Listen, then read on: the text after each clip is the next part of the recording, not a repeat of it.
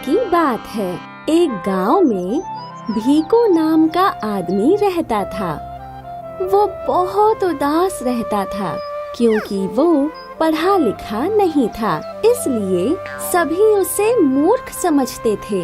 भीकू का बस एक ही सपना था कि गांव के सभी लोग उसे प्रसिद्ध पंडित के रूप में जाने और उसे पंडित जी कहकर पुकारें। लेकिन बिना शिक्षा और ज्ञान हासिल किए उसका ये सपना पूरा होना बहुत मुश्किल था।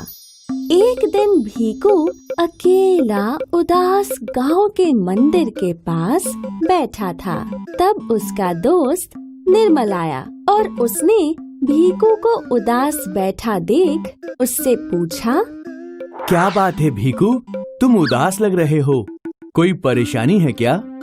हाँ निर्मल मेरे दोस्त, मैं कई दिनों से बहुत परेशान हूँ। तुम मेरे बचपन के दोस्त हो, मुझे बताओ शायद मैं तुम्हारी कोई मदद कर सकूं, मुझे बहुत खुशी होगी। निर्मल तुम तो पढ़ाई में बहुत होशियार थे, पर मेरे पास कोई ज्ञान नहीं, इसलिए सब मुझे मूर्ख समझते हैं और मेरी जो परेशानी है उसका हल तो शायद किसी के पास भी नहीं है। भीकू, मैं नहीं जानता कि तुम्हारी ऐसी क्या परेशानी है, लेकिन हाँ मैं एक ऐसे इंसान को जानता हूँ जिनके पास हर परेशानी का हल है। वो कौन है, वो मुझे बताओ। उनका नाम है राजा बीरबल, तुम उनके पास जाओ, वो जरूर तुम्हारी परेशानी का कोई न कोई समाधान निकाल देंगे। ठीक है मेरे दोस्त, तुम्हारा शुक्रिया। भीकू अगले दिन राजा बीरबल से मिलने उनके घर पहुंचा और बोला, हुजूर क्या आप ही राजा बीरबल हैं? हाँ मैं ही बीरबल हूँ, बताइए क्या काम है आपको? मैं आपके पास बड़ी उम्मीद लेकर आया हूँ हुजूर। मैंने सुना है कि आप सभी की मदद करते हैं, मेरी समस्या का हल भी आप ही निकाल सकते हैं।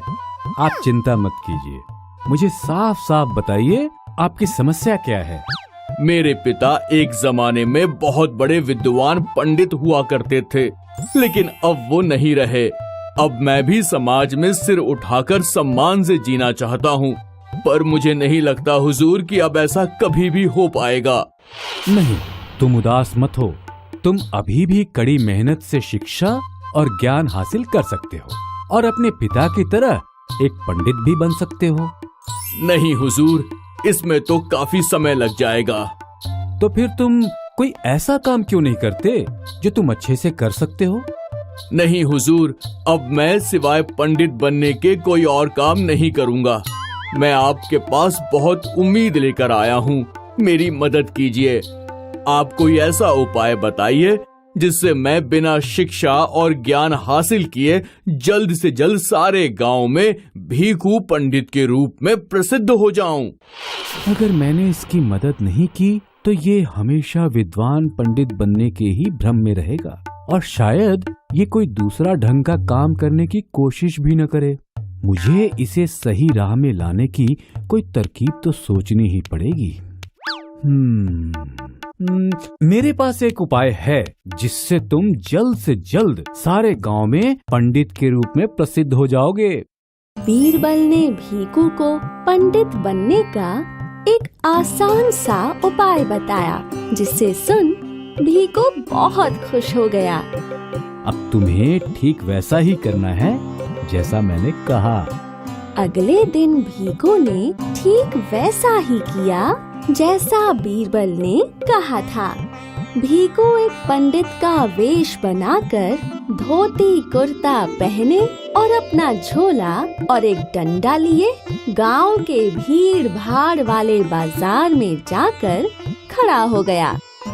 तभी वहां बीरबल के भेजे कुछ आदमी पहुँचे और वो भीकू को देख जोर से पंडित जी चिल्लाने लगे।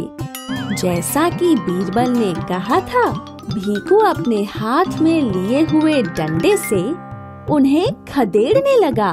ए भीकू पंडित जी! पंडित जी की धोती तो खुल गई। हमारे गांव में नए पंडित महाराज आए हैं। क्या बात है, अब तो गांव वालों के भाग्य ही खुल जाएंगे। तुम ठीक कहते हो, अब तो हो चुका कल्याण गांव वालों का। अरे वाह, अब तो बच्चे बूढ़े सभी मुझे भीखू पंडित के नाम से पुकारने लगे हैं। बीरबल जी की ये तरकीब तो काम कर गई। अगर मैं ऐसा ही करता रहा तो थोड़े दिन में गांव भर में मैं भीखू पंडित के नाम से चर्चित हो जाऊंगा। अब भीखू रोज पंडित की तरह तैयार होकर बाजार के बीचों बीच खड़ा हो जाता और जब कोई उसे भीखू पंडित कहकर पुकारता तो भीखू लाठी लेकर उसके पीछे पीछे भागता। अब थोड़े दिनों बाद ही हर कोई उसे भीखू पंडित कहकर पुकारने लगा। वो जिस भी गली से निकलता लोग उसे भीखू पंडित कहकर ही पुकारने लगते और भीखू उनके पीछे अपनी लाठी लिए भागने लगता। अब सारे गांव में मैं चर्चित हो गया हूँ और सारा गांव मुझे पंडित मानने लगा है। तो अब मुझे अपना एक स्थान निश्चित करके वहाँ बैठना चाहिए, जिससे अपनी समस्या के समाधान के लिए गांव के लोग मेरे पास आ सकें। अब भीखू मंदिर के पास एक पेड़ के नीचे बैठकर सारा दिन गांव के लोगों का इंतजार करता, लेकिन कोई भी अपनी समस्या लेकर भीखू के पास नहीं आता। बल्कि वो सब लोग जब वहाँ से गुजरते तो भीखू को बैठा देख उस पर हंसते और उसे भीखू पंडित कहकर चिढ़ाने लगते। लेकिन भीखू उन्हें देख कहता, आइए आइए, मुझे बताइए कि आपकी क्या समस्या है, मैं उसका हल तुरंत निकाल दूंगा। भीखू को मंदिर के पास बैठे महीनों गुजर गए, लेकिन कोई भी भीखू के पास अपनी समस्या लेकर नहीं आता। जो भी वहाँ से गुजरता वो दूर खड़ा होकर भीखू को चिढ़ाने के लिए उसे भीखू पंडित कहकर चिढ़ाता और कब भीखू उनके पीछे लाठी लेकर दौड़े इसी बात का इंतजार करता। हे रामू, वो देख भीखू पंडित बैठा है। ए भीखू पंडित जी, देखना रामू, वो अभी हमारे पीछे अपनी लाठी लेकर दौड़ेगा।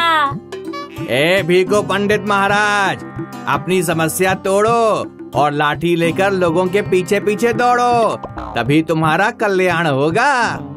अब भीखू जहाँ से भी गुजरता लोग उसे चिढ़ाने लगते। धीरे धीरे भीखू को समझ आ गया कि गांव के लोग उसका सम्मान नहीं बल्कि उसका मजाक उड़ाने के लिए उसे भीखू पंडित कहकर पुकारते हैं। इस बात से भीखू बहुत दुखी हो गया और वो गांव के लोगों से छुपते छुपाते फिरने लगा। गांव में से एक भी आदमी अपनी समस्या लेकर मेरे पास नहीं आया, बल्कि गांव के सभी लोगों ने मुझे अपने मनोरंजन का एक साधन बना लिया है। भीखू दोबारा बहुत दुखी रहने लगा। अब वो इन सब से बहुत तंग आ चुका था और इन सब से वो छुटकारा पाना चाहता था। इसलिए एक दिन वो वापस बीरबल के पास गया और फूट फूट कर रोते हुए बोला, बीरबल जी, अब आप ही मेरी मदद कीजिए। सारा गांव मुझे भीखू पंडित कहकर पुकारता है और चिढ़ाता है। मैं बहुत परेशान हो चुका हूँ। लेकिन भीखू, तुम यही तो चाहते थे ना कि बिना ज्ञान और शिक्षा हासिल किए ही जल्द से जल्द सारा गांव तुम्हें भीखू पंडित के नाम से पुकारे। तो अब दिक्कत क्या है? तुम्हें तो खुश होना चाहिए। नहीं हुजूर, अब मुझे समझ में आ गया है कि बिना ज्ञान और जानकारी के किसी भी काम को करने से एक न एक दिन हम लोगों के हंसी का पात्र बन ही जाते हैं। भीखू, अच्छा हुआ कि तुम्हें ये सब बात जल्द ही समझ में आ गई कि किसी काम में काबिल होने पर ही उसे उस काम में सम्मान मिलता है। जी हाँ हुजूर, अब मैं वो काम करूंगा जो मैं अच्छे से कर सकता हूँ। अब मैं अच्छे खूबसूरत मटके बनाऊंगा और उन्हें बाजार में बेचकर खूब सारे पैसे कमाऊंगा, जिससे मैं अपने बच्चों को अच्छी शिक्षा दे सकूं। बहुत अच्छे भिखू, ये हुई ना बात।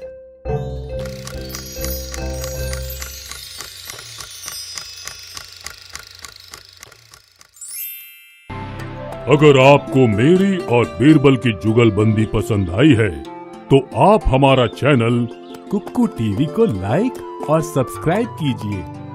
बने रहिए मेरे और बादशाह अकबर के साथ हमारे चैनल कुक्कू टीवी पर।